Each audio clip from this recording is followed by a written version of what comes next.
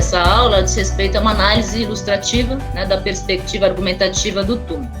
Vou fazer só a leitura com vocês de um preâmbulo, que é do próprio Thumann, né, está no prefácio da obra da terceira edição, se não me engano, dos usos do argumento. E nesse prefácio, ele aponta para algo que eu tinha comentado com vocês ontem, né?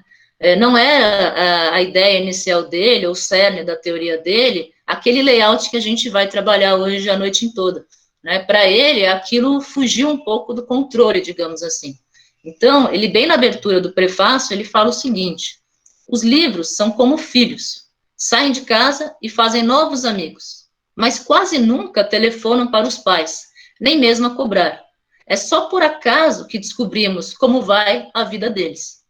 Quando eu escrevi, meu objetivo era rigorosamente filosófico, criticar o pressuposto, adotado pela maioria dos filósofos anglo-americanos, de que qualquer argumento significativo pode ser vazado em termos formais. Eu não tinha, né, ele continua, de maneira alguma, a intenção de apresentar uma teoria da retórica ou da argumentação.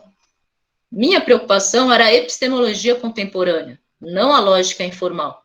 E menos ainda tinha em mente um modelo analítico semelhante ao que, entre os estudiosos da comunicação, veio a ser chamado de modelo Thumann. Não obstante, e eu também comentei essa passagem ontem com vocês, seria rabugice da minha parte renegar a noção de modelo Thumann, que foi um dos subprodutos imprevistos de Os Usos do Argumento, que, né, esse livro garantiu a impressão das novas tiragens do livro desde que ele foi lançado em 58, e justifica a nova edição para a qual este prefácio está sendo escrito mais de 40 anos depois. Então, esse prefácio era de 2002, né, a obra era de 58, então o Thumann, para esse prefácio, ele diz um pouco isso, né, que esse esquema, ele acabou fugindo ao controle. E a gente sabe, né, que grande parte do interesse pela obra do Thumann, ela se concentra exatamente, né, ou ele se concentra, esse interesse, no modelo argumentativo que ele criou. Por quê? Justamente porque ele é um mecanismo extremamente, eu acho, basilar, apesar de não tão simples, mas ele é basilar no sentido de que ele é visual, né, para análise de argumentos em diferentes campos de conhecimento. Então, embora ele nasce lá no campo da filosofia, a linguística, a educação matemática, ensino de ciências, a formação de professores, tem muitas áreas que usam essa ferramenta, né? Então, tomam esse esquema como ferramenta. Então, tem um potencial pedagógico gigante. E aí, nesse sentido, eu compartilhei hoje com o Rubens e com a Isabel, se não me engano, são 13 artigos, dos quais eu comentei ontem o teor, né? Então, são artigos destas áreas que eu mencionei agora, em que esses autores, eu acho que são todos brasileiros, agora me foge se tem alguém que não seja brasileiro, mas enfim, em língua portuguesa, há uma apropriação do modelo de Thumann para fazer análise em várias áreas. Então, obviamente que vocês nem devem, né, querer ler todos esses artigos, mas eu indiquei o artigo a partir do nome, né, do sobrenome dos autores e o tema. Então, vocês vão olhar lá a autoria e depois vem, sei lá, educação matemática. Então, o pessoal da matemática pode ir lá direto nesse artigo. Quem é da linguística, ir por temáticas. Então, vocês vão identificar ali os artigos e quem tiver interesse, ontem tinha gente, né, da física, da matemática, de várias áreas, vocês podem, eventualmente, ter um acervo aí sobre exemplos de como se aplica o modelo de Thumann nas suas respectivas áreas, tá bom? Então, foi essa a intenção. Não era para dar uma enxurrada de lição de casa para vocês já estão com muitos materiais bastante interessantes para esse curso. Então, dito isso, eu queria retomar com vocês este esquema, tá? Esse esquema foi com o qual a gente fechou a aula de ontem, né? Então, basicamente, esse tal esquema que fugiu do controle do Thumann, né? Ele disse que não era a intenção, mas foi esse esquema que talvez a gente possa dizer que é o maior legado dele para a teoria da argumentação. Esse esquema diz o seguinte: é uma tentativa de sustentar uma determinada alegação, né? Para sustentar essa alegação, o que o Thumann faz? Ele vai dizer, olha, são necessários dados, né? Então, eu preciso coletar um dado ou dados no plural, para que ele me dê suporte, para justificar as alegações que eu faço no meu cotidiano. Só que isso não basta, porque eu precisaria de uma garantia que me autorize a passagem desses dados para tal da alegação pretendida. Essa garantia, por sua vez, ela às vezes também não é suficiente. Ela precisa de um apoio, ela precisa, muitas vezes, de uma legislação, de um estatuto, de algo ainda mais genérico, né, e concebido dentro de um determinado campo de conhecimento, para apoiar a tal da garantia, que, por sua vez, vai autorizar que, de certos dados, eu possa, né, sustentar ou justificar uma determinada alegação. Então, essas são algumas das categorias. Quais são as outras categorias que o Turing nos apresenta? Ele vai mencionar os qualificadores modais. Agora, na resposta que eu dava ao Matheus, eu mencionei o qualificador. O qualificador é aquele que vai dizer qual é o grau de certeza que a garantia me permite dos dados sustentar a alegação. Então, será que ela é uma garantia 100%? Né? Então, ela é uma garantia que a gente vai chamar de necessária, ou seja, dos dados, necessariamente eu consigo justificar a alegação. A alegação é 100% verdadeira a partir dos dados? Ou não? Ela é muito forte, mas ela não chega a ser necessária. Ou ela é pouco forte, ou ela é provável, ou ela é pouco provável. Enfim, todos esses modeladores, né, eles vão qualificar o grau de certeza da garantia. Tá? Além disso, eu também mencionava na resposta há pouco, existe a categoria da refutação. A refutação, como eu mencionei, ela faz um papel de ressalva, né? Então, ela vai mostrar condições nas quais aquele processo todo, que até então estava muito tranquilo, da passagem dos dados, autorizado por uma garantia que tem um determinado apoio e justifica a alegação, esse processo argumentativo pode não dar certo, ou pode não se configurar, se, e aí tem a ressalva, que é a refutação, né? Determinado contexto, ou contestando os dados, ou o que normalmente acontece, colocando algum empecilho na garantia, e assim por diante, tá? Então, eu acho que agora a gente conseguiu, né? Eu estou fazendo uma retomada da leitura que a gente tem deste esquema do Turing. Por quê? Porque justamente ontem eu fiz todo um percurso para mostrar os intuitos do Turing ao criar, né, a obra, os usos do argumento, e cada uma dessas categorias que configuram um esquema argumentativo.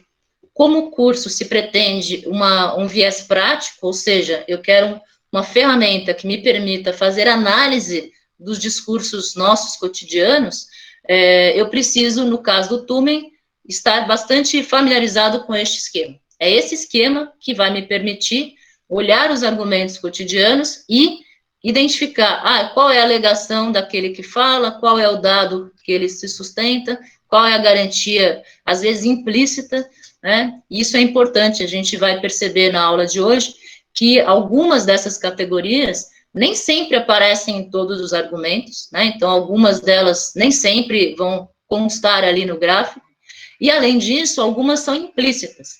Então, elas não constam, mas, minimamente, a gente sabe, ou pelo menos aquelas pessoas que pertencem, né, àquele contexto argumentativo, conhecem no que, por exemplo, a garantia se apoia. Então, o apoio pode não ser dito, mas ele pode ser sabido pelos participantes daquele contexto argumentativo.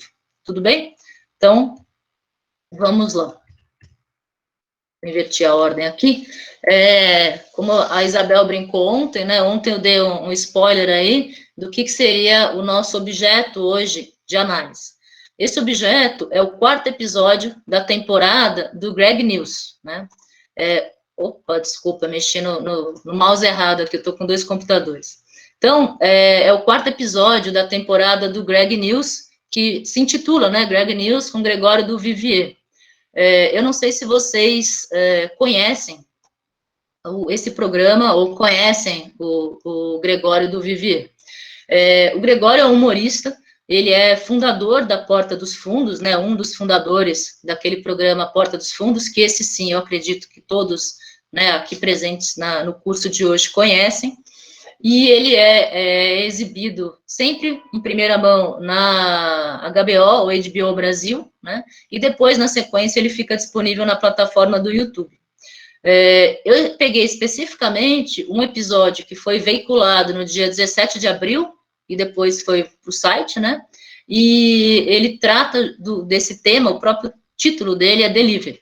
Então, a pergunta básica que, de alguma forma, o Gregório do Vivier, né, e o programa que ele protagoniza, vai responder é quais as condições de trabalho dos entregadores. Né? Então, ele vai explorar esta pergunta com base num dado, né, e a gente já tem aí um primeiro dado para o nosso esquema do Tume, que esse segmento de delivery, ele movimenta mais de 17 bilhões por ano no Brasil. Né? Então, um número bastante significativo. Bom, o que eu vou fazer? Como eu mencionei para vocês, eu vou passar trechos, então, do episódio, e aí a gente volta para o slide para eu poder mostrar a minha proposta de análise argumentativa usando o layout de Tume. Ao término desse processo, vocês vão perceber que, no fundo, o programa, né, Greg News, referente ao delivery, ele está mostrando, né, ou defendendo, que os entregadores, né, desses aplicativos de entrega, eles são trabalhadores que são explorados por essas empresas. Embora, vocês vão ver algumas falas aí das empresas envolvidas, né, elas vão defender que eles não têm vínculo trabalhista. Vou começar a guia aqui do Greg News. Então, a primeira sequência eu vou soltar aqui para vocês. Hoje a gente vai falar dela, da entrega a domicílio, ou, em bom português, do delivery. Hoje a gente vai falar desses aplicativos que permitem que a gente faça as compras do mês sem sair de casa e sem abrir a porta de casa com a testa e apertar o botão do elevador com o cotovelo, abrir a porta do carro com a bunda, que aliás é uma ideia estúpida, tá, gente? Porque se você está usando o corpo para abrir coisas, chegando em casa, em vez de lavar suas mãos, você precisa tomar um banho de desinfetante. Então a melhor coisa é escolher um dedo para apertar tudo. E chegando em casa, você corta ele fora. Ou melhor ainda, não sai de casa e paga tudo direto no aplicativo. Aliás, nem sabemos como te agradecer, Rappi. Ou melhor, nós sabemos. Todos nós da redação usamos muito aplicativos de delivery e eu imagino que você também. Não é à toa que, desde o início da quarentena, a Rappi registrou um aumento de 30% no número de pedidos. Ou, como diz o ditado, enquanto uns choram, outros vendem live. A demanda está tão gigante que, na semana passada, o Fernando Vilela, que é o responsável pelo marketing da empresa, fez um seminário online pelo INSPER chamado Como Crescer e Inovar em Tempos de Coronavírus. Eu acho estranho, porque o único que poderia dar esse curso é o próprio vírus, que é a única coisa que está crescendo e inovando, de fato. Eu imagino a conferência do vírus. A gente começou pequeno, em Wuhan, a gente era só uma gripezinha, mas viralizou quando foi tendência em Milão, daí chegou com tudo em Nova York. Hoje a gente renova com reluxe, com certeza. Mas enfim, o Fernando, ele é no LinkedIn o Head of Growth da Rappi, que é como eles chamam o chefe de crescimento na Faria Lima. Ele usa o exemplo de uma epidemia anterior, a SARS, quando a empresa chinesa de entrega Alibaba cresceu muito, para mostrar como uma tragédia pode ser boa para uma empresa de conveniência. Tudo isso com uma boa quantidade de termos em inglês. Eu comecei a olhar a growth e marketing. Hoje eu olho growth, marketing, estratégia e performance. Um fato curioso ali, o Alibaba, depois do surto de SARS na China, mudou o patamar. Foi quando a China teve um aumento gigantesco da penetração de e-commerce. As pessoas ficaram com medo de ir nas lojas. Teve uma mudança estrutural na China há 5 anos que provavelmente vai acontecer em todos os lugares do mundo. Esse fragmento que eu comentava com vocês, né, tem um preâmbulo a partir do 5º minuto, e ele começa efetivamente a partir do quase 7º minuto. Né? Então são praticamente 30 segundos em que aparecem, na verdade, na minha leitura, 2 argumentos, né? Quais seriam aí os nossos 2 primeiros argumentos tirados, ou nessa análise que eu estou propondo, do Greg News? Um deles, ele vai dizer o seguinte, né, eu percebi o ato falho que eu cometi minutos antes de começar o curso, em que em todos os slides eu usei conclusão, e ontem eu comentava com vocês que o Tuma usa alegação, né, justamente para evitar o termo que é muito mais próximo da composição argumentativa tradicional baseada na inferência. Então, foi um ato falho meu, onde vocês estão vendo conclusão, vocês leiam alegação, tá bom? Então, eu já faço esse primeiro errata aí.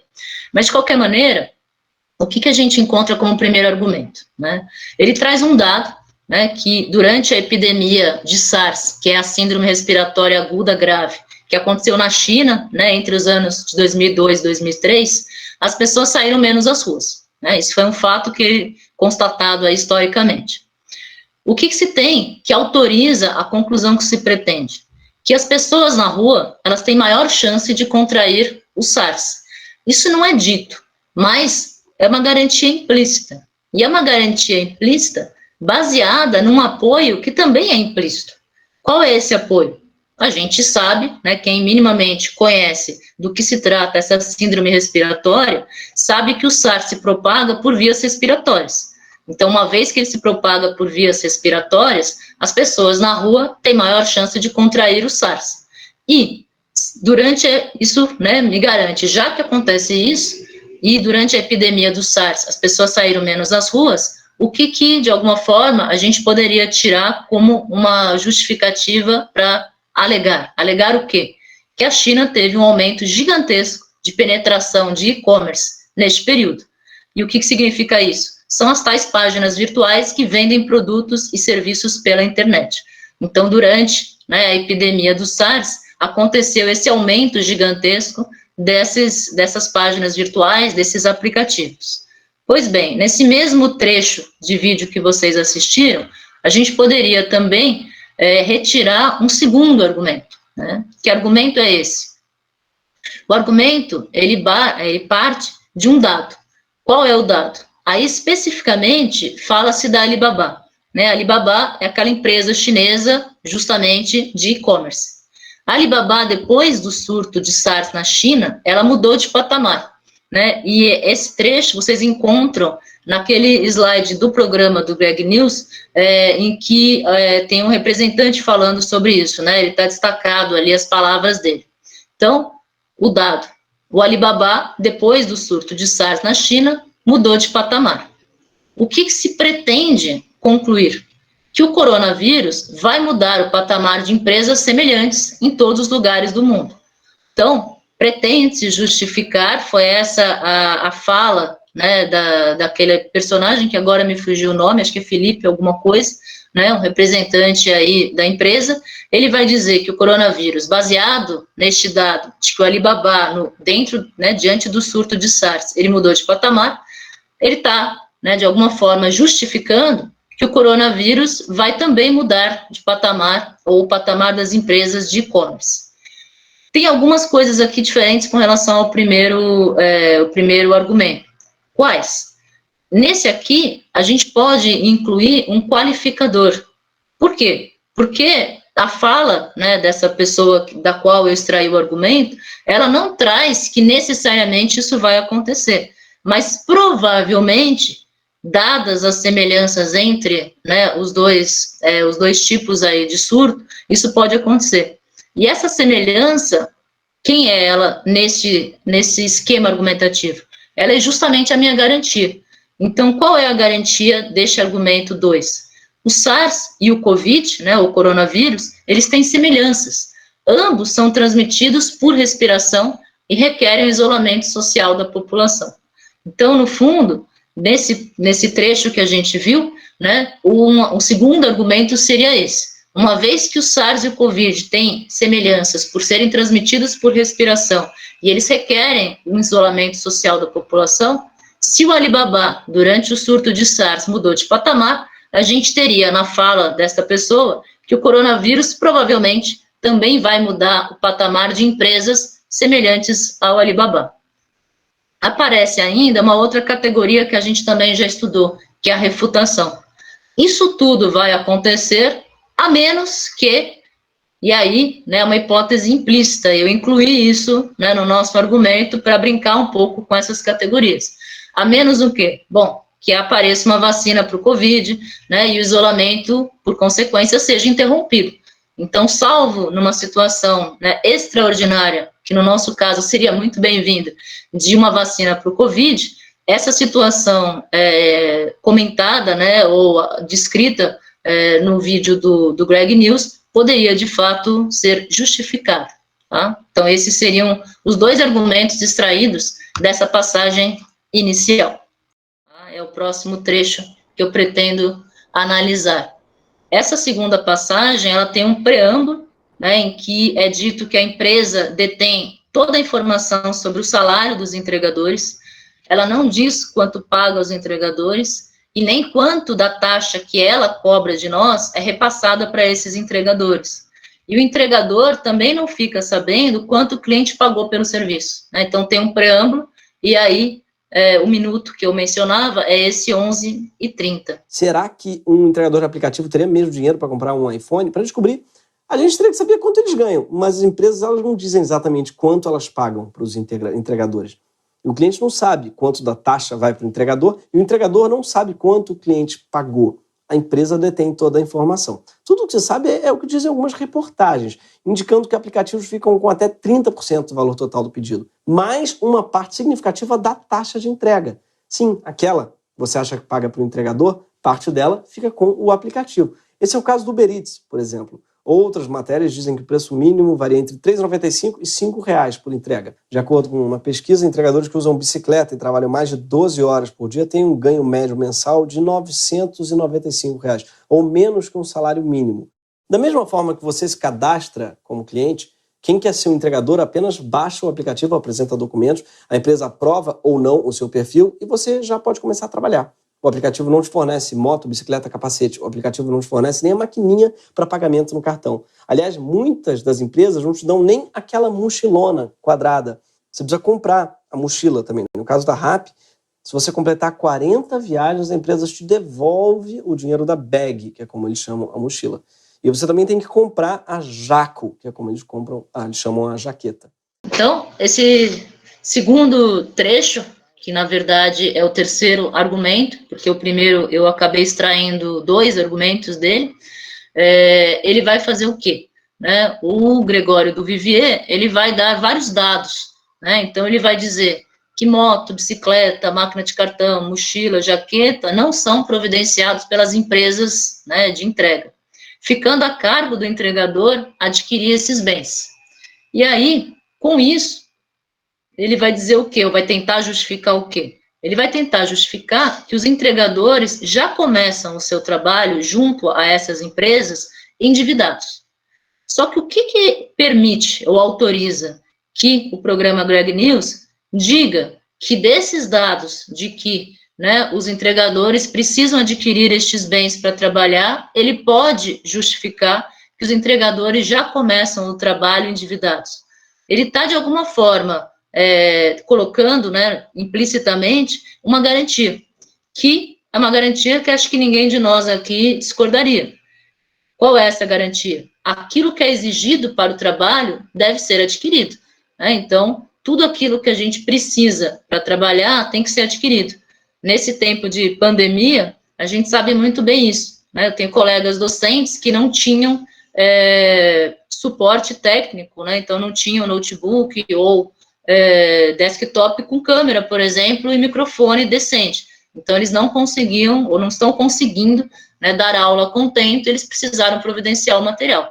Então, nesse caso, né, o argumento seria qual? Se a gente sabe que tudo aquilo que é exigido para o trabalho tem que ser adquirido, e as empresas, né, isso é um dado, as empresas não fornecem o material necessário para os entregadores, o que se justifica? Que os entregadores já começam o seu trabalho junto a essas empresas, estando endividados. Estamos agora no quarto argumento, né, que diz respeito a esse trecho, que vai do minuto 15 e pouquinho até quase o 17, né? Mas por que será que os entregadores se submetem a essa rotina tão difícil e muitas vezes humilhante? Primeiro, por desespero. 3,8 milhões de entregadores têm nos apps a sua principal fonte de renda. E quanto mais cresce o desemprego, mais cresce a propensão do trabalhador a fazer qualquer coisa por dinheiro. Ou entrega ou virar coach. Então, vamos de entrega, né? Esse é o princípio do capitalismo de desastre, também conhecido como Domingo no SBT. Afinal, o Silvio Santos ele já fazia as pessoas toparem tudo por dinheiro muito antes de ser modinha. O Silvio é trendsetter, meu. Segundo, porque as empresas elas foram dominando o mercado e ficou muito difícil trabalhar com delivery fora delas. Elas sabem que o mais importante é cadastrar o maior número de entregadores e restaurantes, porque uma vez que está todo mundo lá, fica muito mais difícil conseguir trabalho fora dos aplicativos. Então, para atrair todo mundo, elas começaram oferecendo condições mais vantajosas e agora, que tem total controle do mercado, passaram a endurecer essas condições. Se no início a Log, por exemplo, pagava cerca de R$ 4 por quilômetro rodado, em 2019 essa taxa caiu para só R$ 1. Esse entregador mostra como em alguns anos ele passou a trabalhar muito mais para receber muito menos. Setembro de 2015, eu fiz 44 serviços, fiz 5.300. Eu vou pegar setembro de... Aqui é 2015, né? Setembro de 2016, um ano depois, o dobro de entrega e menos da metade. Então acho que tem alguma coisa de errada. Okay. Então, vou começar esse argumento pela alegação, né? Então, o que a gente poderia dizer que é a ideia central que está sendo justificada pelo Gregório do Vivier nessa passagem? Ele vai tentar, né, alegar que, comparativamente ao início das atividades de delivery, o entregador hoje trabalha o dobro do que trabalhava, mas recebe menos da metade do salário, né? Então, vocês notaram a fala de um dos entregadores entrevistados, com a qual a gente fechou, né, esse trecho, esse último trecho que a gente assistiu. Ele dizia justamente: eu estou fazendo um bico, né? Eu trabalhei hoje, ele mostrou lá, né, uma comparação de 2015 e 2016. Então, é essa a alegação que o programa vai tentar justificar. E como é que o programa justifica que essa alegação ela tem sustento? Ele parte de um dado, né? Qual seria esse dado? Que houve uma demanda crescente por trabalho nestes últimos tempos. As empresas retiraram quaisquer condições favoráveis aos entregadores. E aí o exemplo que apareceu naquele quadradinho é o da Log, né? Então a Log pagava R$ 4 por quilômetro rodado e em 2019 passou a pagar menos de R$ 1 pelo mesmo trecho, né? Então, nos últimos anos ela chegou a pagar R$ 4, no ano passado ela estava pagando menos de R$ 1 pelo quilômetro rodado. Isso é um dado, né? A gente tem acesso a esse dado. O que seria a garantia? A garantia é algo que também essa não era implícita, foi dita, né, no programa, que é a seguinte: quanto mais cresce o desemprego, maior o número de brasileiros que vão buscar renda em empregos informais, né, como esses que são oferecidos pelos aplicativos. E aí, quanto mais trabalhadores interessados, mais as empresas vão diminuir as condições oferecidas. Essa garantia, ela tem um apoio, né? Então, há algo ainda mais geral que pode apoiar essa garantia. Que apoio é esse? Do ponto de vista da economia, é a chamada lei da oferta e da procura. Mas o Gregório do Vivier, ele intitulou, né, a lei da oferta e da procura como o princípio do capitalismo de desastre. Não sei se vocês conseguiram ouvir essa expressão, né? Então, ele estava chamando esta lei da oferta e da procura de princípio do capitalismo de desastre. Então, é essa lei, que seria na economia da oferta e da procura, que vai apoiar a garantia. Que garantia? Que quanto mais cresce o desemprego, os brasileiros vão procurar empregos informais, e a gente sabe, pela lei da oferta e da procura, que quanto mais gente interessada, menores as condições oferecidas pelas empresas, né?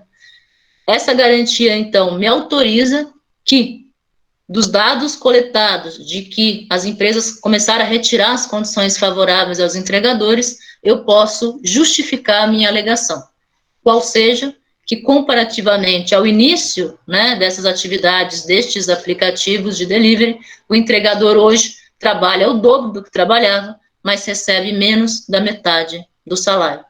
Então, esse pequeno fragmento, né, a gente pode, de alguma forma, estruturar neste layout do Tumen, usando as categorias do Tumen, da maneira como está nesse slide.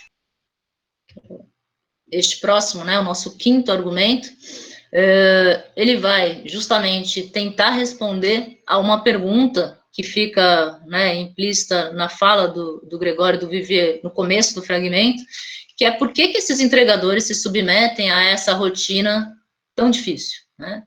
Essa estratégia ainda tem um outro efeito perverso. Como são os entregadores que têm que comprar o seu próprio equipamento, muitos fazem isso à prestação e se endividam.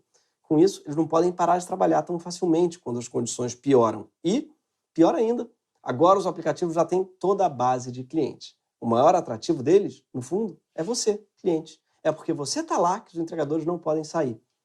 Parece que o maior sistema de servidão por dívida do século XXI foi montado simplesmente porque você tem vergonha telefônica. E por você, eu quero dizer eu. Eu sou desse. Bate em mim, mas não me faz falar no telefone com ninguém. Pelo amor de Deus. E aí ele vai tentar responder a esse questionamento, justificando aí uma alegação que seria qual? Que o entregador, ele não consegue sair desse sistema que o Gregório apelidou aí de sistema de servidão por dívida, né? Então ele chama esse sistema que o entregador acaba inserido desde o início do seu trabalho junto aos aplicativos de servidão por dívida. Como é que, então, o Gregório acaba justificando essa alegação? Ele tem 2 dados, e esses dados, eles foram extraídos de argumentos anteriores. Eu não sei se vocês lembram, né, o argumento 3 e o argumento 4, que eu trabalhei com vocês hoje. No argumento 3, eu propus o seguinte, que os entregadores já começam o seu trabalho junto às empresas de delivery endividados. Na ocasião, eu mostrei um percurso, né, ou seja, outros dados com uma certa garantia que me permitiriam legitimar isso que naquela ocasião era uma alegação. Aqui, essa alegação aparece como dado. Isso é interessante da gente pontuar. Por quê? Porque ontem, em algum momento, eu dizia, né, de algumas sentenças que a gente tem na língua portuguesa, que elas não são necessariamente dado, garantia, conclusão, refutação, né? Então, uma sentença por si só, ela não é necessariamente não, ela nunca vai ser de antemão categorizada. Ela vai ganhar esse estatuto de serventia, ou seja, qual a função que ela tem dentro do esquema argumentativo. É uma função de oferecer dados, então ela é dado. Ela é uma função de autorizar a passagem do dado para a alegação, ela é garantia. Ela faz o papel de apoiar a garantia, ela é apoio. Ela faz a função de uma condição aí de refutação, ela é a categoria de refutação. Ou, se ela representa aquilo que está sendo defendido, sustentado, justificado, ela é a alegação. Então, por isso que eu fiz questão de trazer 2 dados dessa vez. Vocês percebem que não é um único dado que vai compor essa estrutura argumentativa do argumento 5, e são dados que já foram trabalhados em outro momento, mas que aqui eles aparecem como dados. Naqueles argumentos anteriores, eles faziam o papel de alegação. O primeiro dado: os entregadores já começam o seu trabalho junto às empresas de delivery endividados. Segundo dado, e esse era a alegação do argumento 4, comparativamente ao início das atividades de delivery, o entregador hoje trabalha o dobro do que trabalhava, mas recebe menos da metade do salário. Então, são 2 alegações de argumentos anteriores que nos servem agora de dado. Dado para quê? Para tentar sustentar que o entregador hoje não consegue sair desse sistema de servidão por dívida. E que garantia eu tenho que me autoriza que, a partir desses 2 dados, eu posso legitimar a minha conclusão ou a minha alegação? A gente sabe que quem está endividado não pode parar de trabalhar, né? Eu não coloquei aqui, mas, se não me engano, essa frase não foi colocada pelo Gregório do Vivier, é uma garantia implícita. Agora me fugiu se eu não coloquei por erro, ou se eu não coloquei porque ele diz isso explicitamente, né? A gente teria que rever essa passagem. De qualquer maneira, implícito ou não, a gente sabe que quem está endividado não pode parar de trabalhar. Salvo, ou seja, em que condições isso não se aplica, ou esta garantia, ela perde, de alguma forma, o seu grau de autorização? Se né, a pessoa em questão não pretende pagar as suas dívidas, né, e essa refutação, de fato, não estava no vídeo, né, uma hipótese implícita, ou seja, uma refutação implícita, que salvo se a pessoa, né, não estiver nem aí, não pretende pagar as suas próprias dívidas, então, essa garantia de que quem está endividado, né, não pode parar de trabalhar, ela cai por terra, e aí enfraquece a alegação. Então, a princípio, não necessariamente o entregador não consegue sair desse sistema de servidão por dívida. Se ele não pretende pagar a dívida, esse argumento pode ser, aí, de alguma forma, enfraquecido.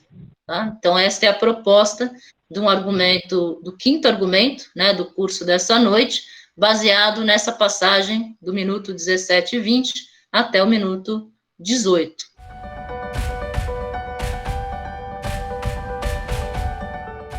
Boa noite. Tudo bem, boa noite. Viva. Não, eu só fiz os comentários positivos que acho que este esquema pode ter em termos de aplicação pedagógica, nomeadamente em termos de fazer perceber um aluno como é que se estrutura o raciocínio justificativo e que elementos é que temos de ponderar. E, portanto, e como hoje é o dia da aplicação e, portanto, alguma preocupação com, muitas vezes, o que se passa numa sala de aula, eu estava só justamente a dizer que isso é importante para as pessoas, para o aluno perceber o processo de estruturação de um raciocínio. Estava só a acrescentar também, e a Patrícia sabe isso muito bem, que a partir deste esquema, o Toulmin, nomeadamente naquela obra que ela citou, da introdução ao raciocínio, depois estipulam 5 principais falácias que têm a ver justamente com a falha por exemplo, de apresentar uma alegação que não tem garantias, ou dos dados não fazerem conexão com a alegação, portanto, que também do ponto de vista pedagógico podem ser importantes para balizar essa disciplina que é precisa na feitura do raciocínio. E, pronto, e finalmente também a questão de permitir, de certa maneira, avaliar a força do raciocínio justificativo apresentado. Pronto, e também a questão das falácias aí pode desempenhar um papel importante para ajudar a disciplinar e a perceber o que é que torna certos suportes mais fortes, o argumento mais forte e outros menos. Portanto, eu estava a fazer o elogio do trabalho que hoje estavas a apresentar e estava a tentar realçar as potencialidades pedagógicas que ele pode ter em termos de fazer perceber essa estruturação do raciocínio, que é muito importante. Era isso. Obrigada, Rui. Nada. Então, fiquei até sem jeito agora. Rui, obrigada. Eu acho que essa observação é algo que eu não consegui, né, estruturar, mas era algo que eu gostaria de ter trazido para ontem, na verdade, se a gente tivesse conseguido brincar um pouco com essas questões das falácias. É que como eu me centrei no esquema e nos usos do argumento, eu acabei deixando de lado, né, e eu não vou arriscar aqui fazer, como você já apresentou aí de forma breve, mas é bastante importante que vocês saibam, né, que esse esquema do Toulmin, quando foi depois desenvolvido, né, em conjunto e ampliado, ele acaba permitindo que a gente defina essas 5 falácias que o Rui fez menção, né? Então, justamente porque ele está tentando fugir daquele modelo de dedução válida, né, segundo a qual, dados certos pressupostos, necessariamente eu vou garantir uma certa conclusão, como ele não tem, né, ou ele coloca o tal do qualificador modal que o Rubens chamava atenção, para justamente qualificar, né, e modelar o grau de certeza da minha conclusão, se as razões apresentadas como dados são fracas, são frágeis, se a garantia é frágil, enfim, dependendo dessa discussão, eu poderia identificar as falácias, né? Se não me engano, eu posso estar enganada agora, mas no texto que eu sugeri para vocês, do professor Paulo Gonçalves II, ele cita essas falácias, né, naquele discurso que ele analisa do pré-candidato à prefeitura, né? Então, ele usa um pouco essa aplicação, né, de identificação das falácias criadas aí pelo Toulmin, a partir do esquema dele, para fazer a análise do discurso. Isso seria talvez um segundo passo, né? E nesse caso, Rui, acho que a dificuldade é que eu concordo veementemente com o Gregório. Então, quando a gente concorda muito com aquilo que a gente está analisando, é difícil a gente encontrar as falhas argumentativas, né? Que a nossa tendência é justamente de enaltecer, né, os dados, a garantia, como se aquilo tivesse realmente uma força muito grande. Mas seria um trabalho posterior para os críticos. Eu sei que o Gregório do Viviers tem uma infinidade de críticos, que eles fizessem esse trabalho de encontrar as falhas argumentativas, né, nesses esquemas que eu estou propondo aqui, como esse passo, como você bem mencionou, pedagógico, né, que acho que a proposta do curso é essa, é de aplicação, de fazer análise, né, de algum excerto, ou no caso de um programa de televisão, com base no esquema do